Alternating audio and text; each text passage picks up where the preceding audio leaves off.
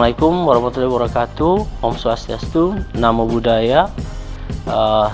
Saya Oki Rahmadi, Managing Partner dari Raj Handoyo and Partners, ARHP.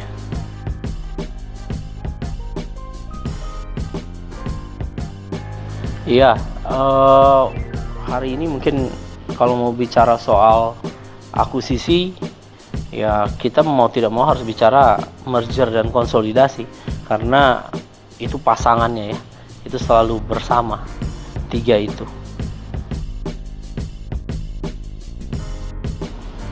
Ya, akuisisi ya satu perusahaan diambil oleh perusahaan lainnya, yang kemudian perusahaan yang diambil alih tersebut itu kemudian menjadi berada di bawah. Jadi dia itu A plus B, tapi A ada di atas B. Ya, berdasarkan Undang-Undang PT nomor 40 tahun 2007, ya akuisisi seperti demikian. Jadi bisa dilakukan dengan dua cara, langsung kepada direksi atau kepada pemegang saham langsung.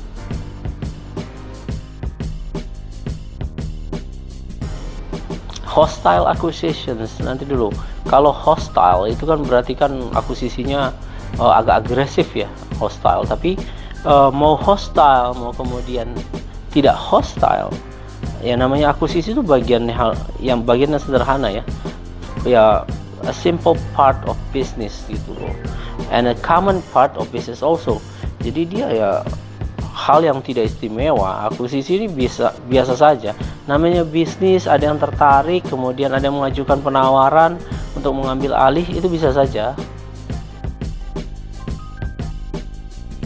ya. Akuisisi prosesnya ya agak panjang ya, karena kan itu harus ada rencana pengambil alihan, nanti dibuat bersama-sama oleh pihak yang akan mengakuisisi ya, akuisitor dengan pihak yang akan diakuisisi, direksinya, kemudian sama-sama kemudian mengadakan RUPS.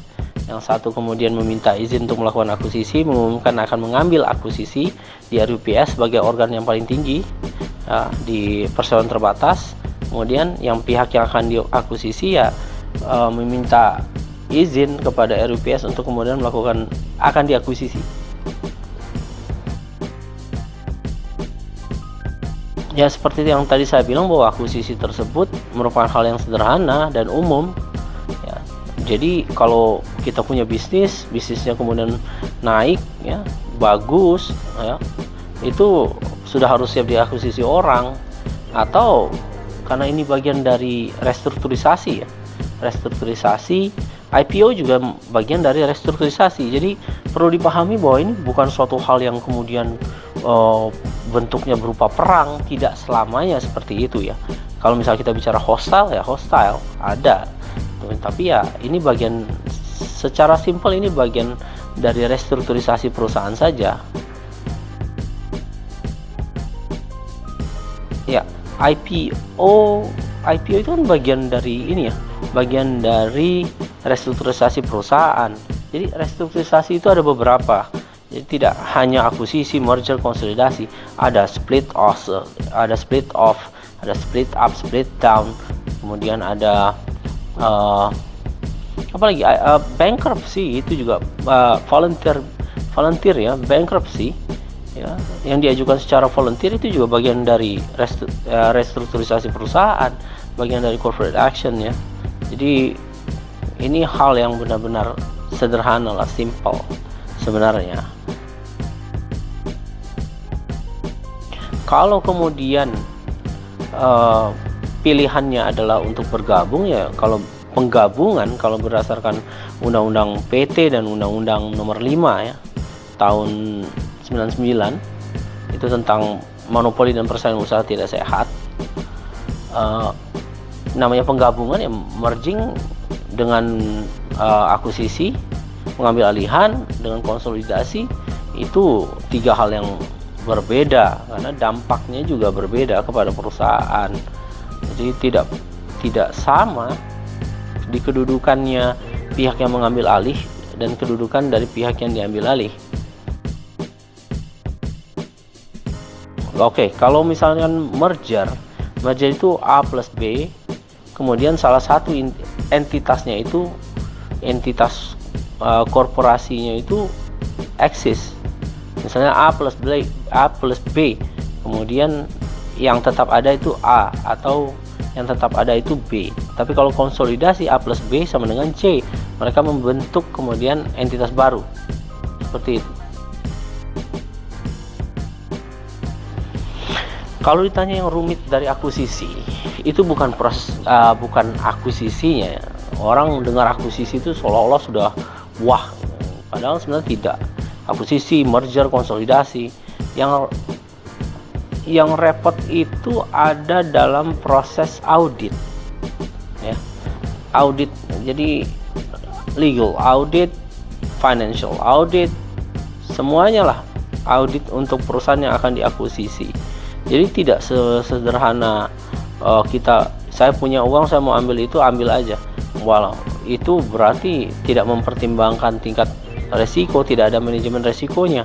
Ya, perusahaan itu harus bisa memanage resiko. Jadi harus kemudian benar-benar hati-hati ketika di audit, ya, di legal audit dan financial audit.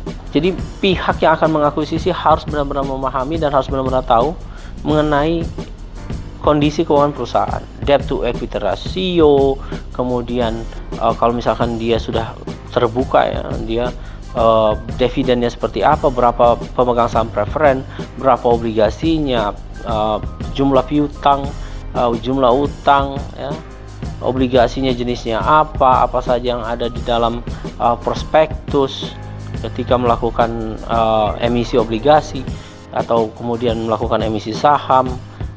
Jumlah saham preferen ada berapa, karena berbeda kan, dia kumulatif, ya, dividennya kumulatif dan dia punya hak, ya, atas penghasilan tetap, mirip-mirip obligasi lah dia itu, saham preferen.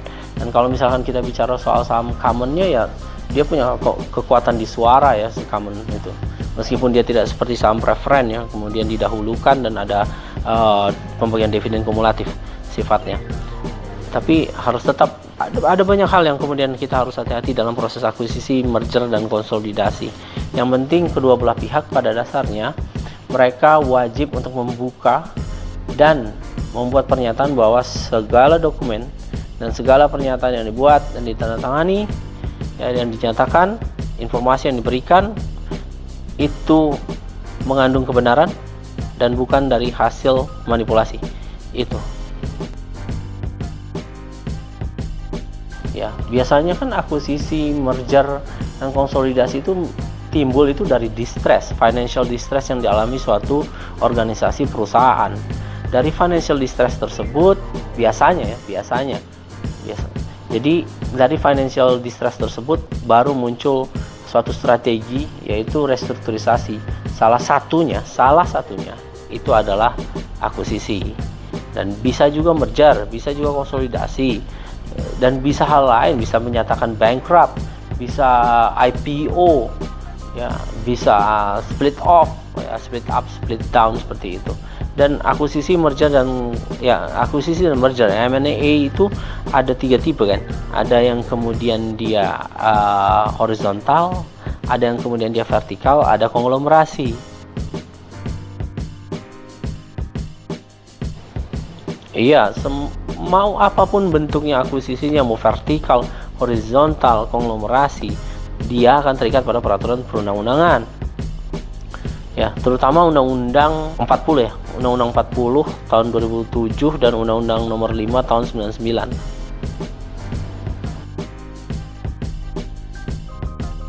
Bisa saja kemudian akuisisi dilakukan oleh entitas asing, itu sangat dimungkinkan karena itu sudah diatur. Nah, tapi harus mengikuti bentuk perusahaannya, bidang usahanya, bidang usahanya itu apa? Misalkan dia di sektor financial.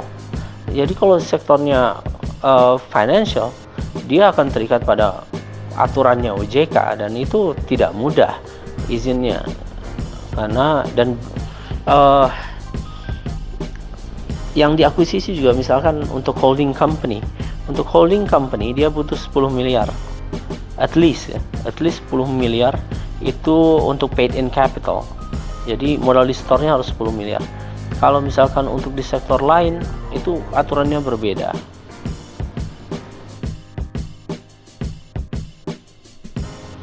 Ya, tidak ada masalah sebenarnya ketika perusahaan di Indonesia diakuisisi, itu menunjukkan bahwa ada potensi sebenarnya di Indonesia secara ekonomi yang dilihat oleh foreign companies ya. Permasalahannya itu adalah apakah kemudian foreign companies ini mematuhi segala aturan yang kemudian diatur oleh undang-undang ya, perundang-undangan ya. Ya, undang-undang cipta kerja ya. Undang-undang cipta kerja yang mempermudah proses untuk masuknya entitas asing ke Indonesia, terutama terkait dengan beberapa sektor ya. Dan terkait dengan perizinan juga sudah dipermudah. Hal ini juga sudah dilakukan sebenarnya di bidang pertambangan ya. Mining itu, oil and gas itu sudah membuat suatu gebrakan ya. Permasalahannya itu kan apapun kemudahan yang diberikan oleh undang-undang, oleh hukum yang berlaku, hukum positif, itu kan kita sedang berbicara soal substansi. Bagaimana dengan strukturnya, strukturnya seperti apa, dan juga terkait dengan culture-nya kita, hukum kita apakah sudah berubah dari yang kemudian ya identik dengan korupsi, kolusi, dan nepotisme, apakah sudah berubah? Karena meskipun substansinya, yaitu hukum materialnya sudah dirubah, hukum formilnya sudah dirubah, substansinya, tapi kalau misalkan kemudian strukturnya itu inkompeten atau corrupt ya, tidak kompeten dan korup, ya sama saja. Siapa yang mau invest di Indonesia?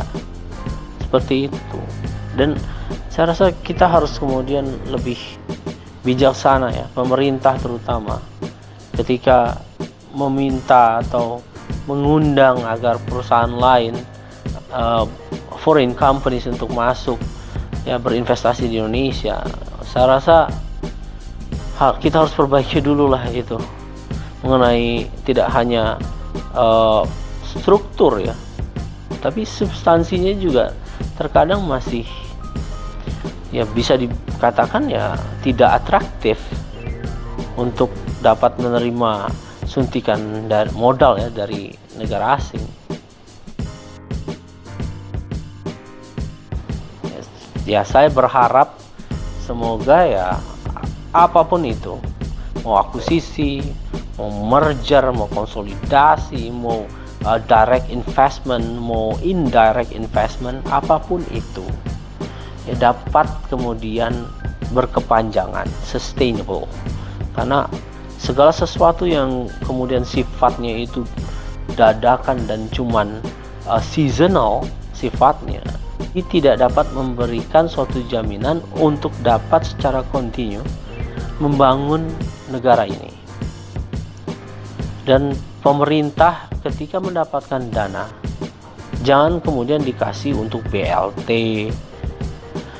Ya, buat cerdas bangsa ini, buat cerdas masyarakat ya. Coba kita mengacu kepada Denmark. Saya tidak kemudian meniru ya ke Eropaan, tidak. Saya sangat mencintai bangsa ini dan saya adalah orang Indonesia. Dan ayah saya sendiri adalah seorang TNI, Tentara Nasional Indonesia. Jadi kami di keluarga itu dididik untuk sangat menghormati negara dan sangat bangga kepada negara ini. Kenapa saya mengacu pada Denmark? Karena Denmark itu adalah salah satu contoh yang based on my opinion itu sangat baik. Jadi Denmark itu pernah hampir bangkrut karena bersaing terkait dengan komoditi yang kemudian mereka jual di Eropa. Mereka bersaing dengan Prancis pada saat itu, dengan Jerman. Ya, kalau mereka dulu itu berdagang biji-bijian, ya sama lah, gandum dan segala macam, jagung ya, corn. Ya. Itu mereka produknya ya, komoditinya sama seperti negara Eropa lainnya. Tapi kemudian karena hampir bangkrut, kemudian pemerintahnya mengambil suatu kebijakan ya, kebijakan dadakan yang sangat baik menurut saya. Itu untuk membuat sekolah-sekolah, pendidikan-pendidikan ya, termasuk orang-orang yang sudah lanjut usia, itu dididik bisa masuk sekolah dengan biaya yang sangat minim ataupun bahkan gratis ya. Itu untuk kemudian melakukan pengolahan. Mereka dididik untuk bisa melakukan pengolahan terhadap bahan mentah.